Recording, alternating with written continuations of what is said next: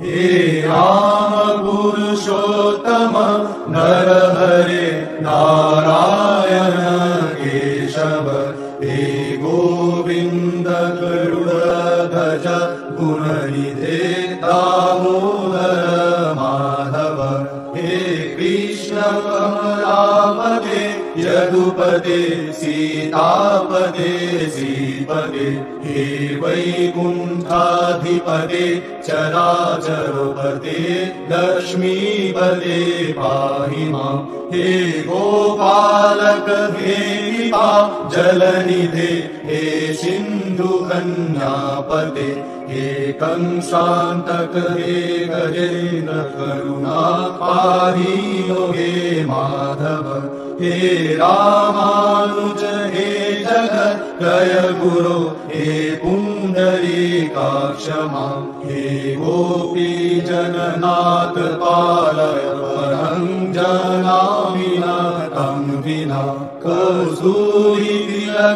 ललाटपटले वक्षस्थले कौस्तुभं नासाग्रे गजमौक्तिकं करतले धेनुकरे कङ्कणं सर्वाङ्गे हरिचन्दनं सुललितं कण्ठे च मुक्तावली गोपस्त्रीपरिवेष्टित विजयते गोपालचूडामणि आदौ रामतपवनाधिगमनं हतामिगं काञ्चनं वैदेहीहरणं जटायुमरणं सुग्रीवसम्भाषणं वालीनिग्रहणं समुद्रतरणं लङ्कापुरीदाहनं पश्चात् रावणकुम्भकर्णहननम् एतद् रामायणम् आदौ देवकी देवगर्भजननं गोपीगृहे वर्धनं मायापूतना जीवतापहरणं गोवर्धनधारणं कंसाच्छेदनं कौरवादिहननं कुन्तीसुतपालनम्